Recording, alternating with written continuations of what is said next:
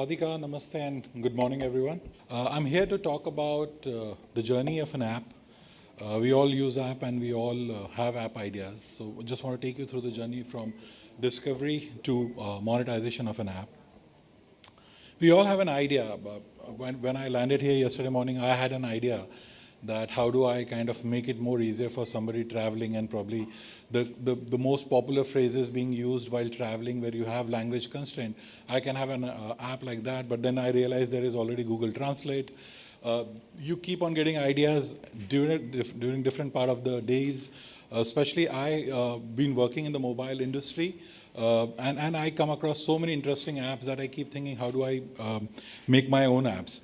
So your app development starts right from the first idea that you get. It could be a game, it could be an app, it could be something of more utility, it could be just a random game where you are crushing candies or killing pigs kinds, but it all starts with an idea. Once you get your app idea, that's where your app development process starts, and there are quite a few steps you take into it. First and foremost, before you get started on developing your app, you should know why you're doing it. Are you doing it purely because mobile is your passion, making apps is your passion, or are you doing it because it's a great idea or it's a great monetization opportunity? Just know why you're doing it, because then it helps you keep all the rest of the process in sync. Monetization, very important. I don't know how many of you are here actually game and app developers.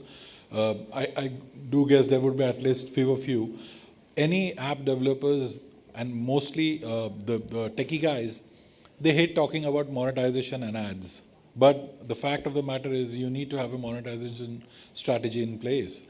How are you going to make money out of that app? Is it going to be paid, freemium, or ad funded? You better know it before you get into it, so that your app development is in sync with it.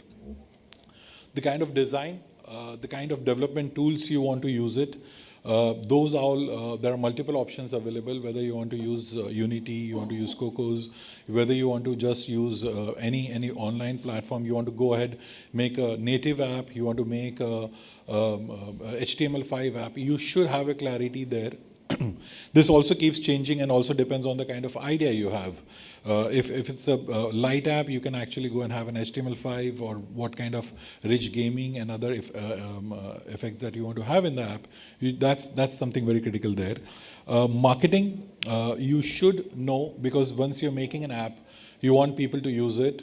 You should also consider this fact that there are going to be challenges in promoting the app. So while designing your app, you should also consider and put those hooks into your app that allow you to promote it, that allow you to get better reviews for it, and all of that help in your marketing. And lastly, while you are making an app, you also are looking at people to come back and keep using it. So you should have an update cycle in thought. The updates are not only technical and in code, they're also seasonal, and they're also how you kind of release the next versions.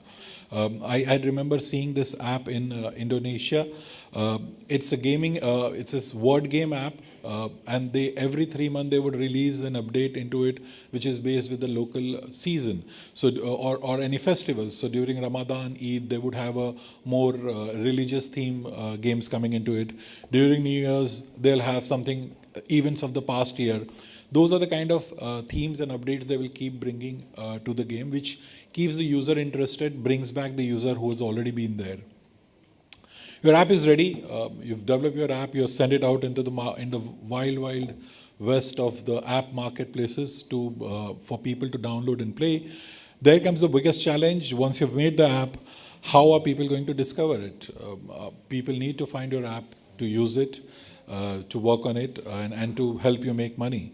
One of the biggest discovery is the app in itself. The app is really easy, really great in designing. People will find it.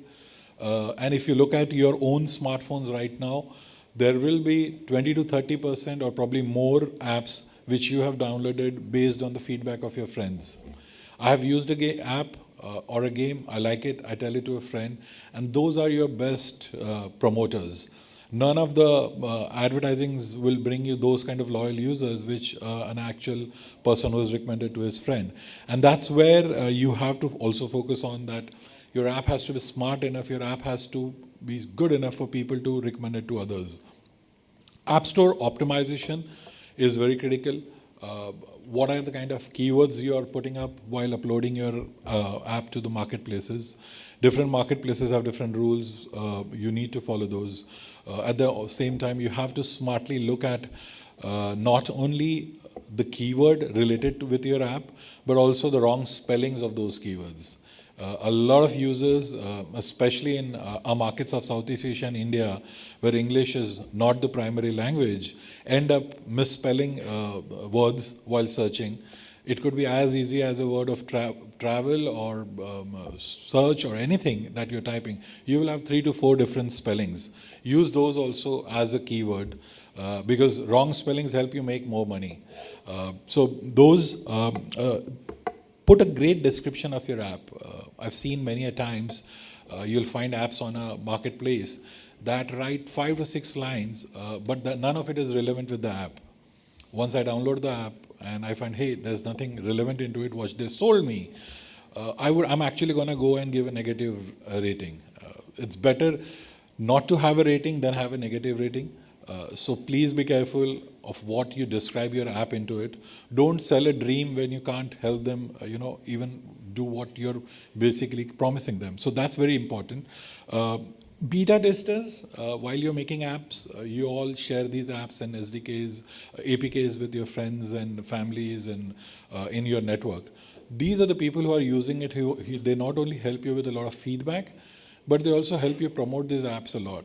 If I have used an app and shared an idea of an app with someone, I'm going to go and talk and promote that app as it's my own, because I find my own contribution there.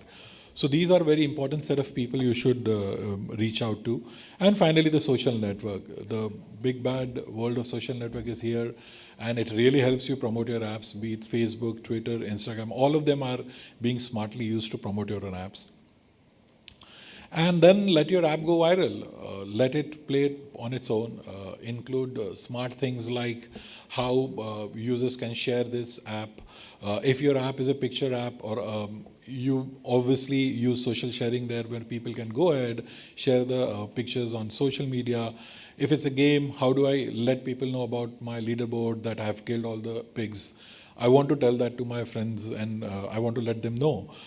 Another something smart which I'm sure you all would have seen is a lot of you have got emails from Uber before the conference started, giving you a code that, hey, you're in Bangkok, use this code and get a free ride. That's another something that helps your app go viral. Similar things, giving points, in-app currencies on promoting the app is something real smart way of getting more usage and getting a viral effect. Now that everything's been done, let's make money. That's what we made the app for. First and foremost, if it's a paid app, yes, you are very clear with that as to what are the kind of payments and payment gateways you're using, whether it's app stores, whether it's credit cards or anything else. In markets like India and Southeast Asia, there are also independent wallets apps that are helping you make payments and in-app purchases. Different app stores have other payment mechanisms that can be used. But if it's a ad-funded and a pure advertising-dependent app, there are some challenges that you end up facing. One of your biggest challenges is what kind of ad formats to use. If you're making a news app, you may not want to put a full screen ad there, and at the same time, if you have a gaming app, you don't want to show banners while user is playing an app. You want to give the entire screen real estate to the user to play. So those are the challenges there. There are new ad formats keep coming in. You now have rewarded video, which is pretty popular, and you have some great companies within this market who are helping you make great monies on rewarded videos.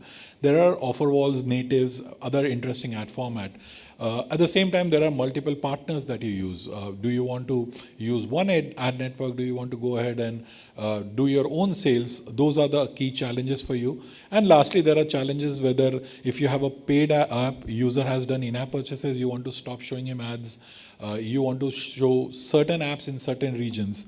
And all of these, ideally, you would want in one single SDK integration or one single, because all of them, a new feature, new functionality comes with another SDK integration.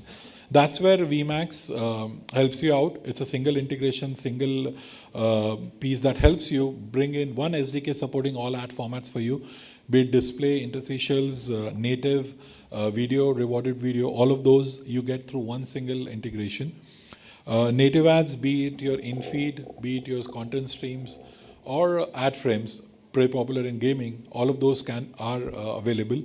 At the same time, there are formats of incent, offer walls, rewarded videos. Those are also available within the same integration.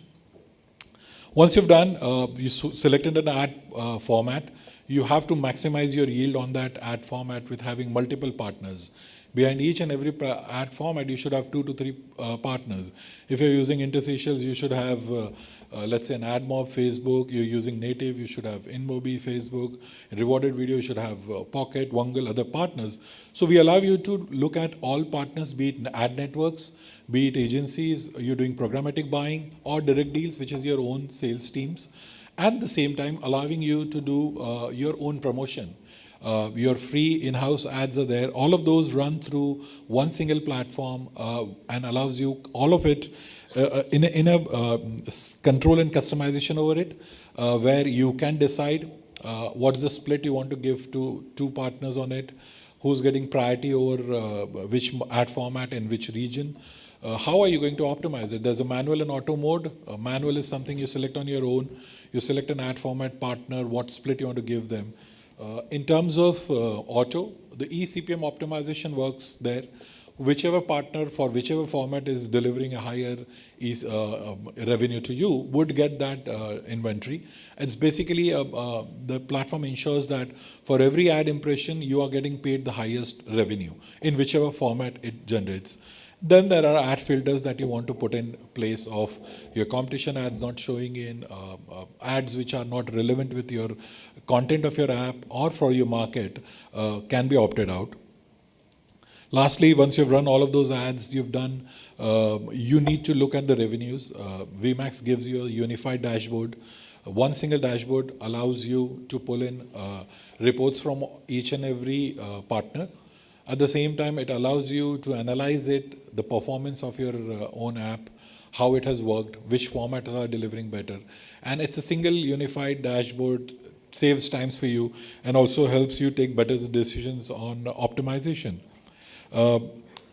Once you've done that, and once you're through with it, take the leap of faith. Go ahead, make your own apps, let the app play out in the market field. There are many more ways where you can try it out rather than just deliberating on what kind of formats to use. Sincere advice, go ahead, try everything. Your app, it's not that tough to work on only one strategy. Keep playing out, try everything different, work with different partners, try different formats. Take that experiences of users and their feedback, which will really help you optimize it. That's where all of this technologies, be it a platform like ours, enabling you to do control your yield, increase your yield, or be it different formats and different opportunities that you're looking at, play out.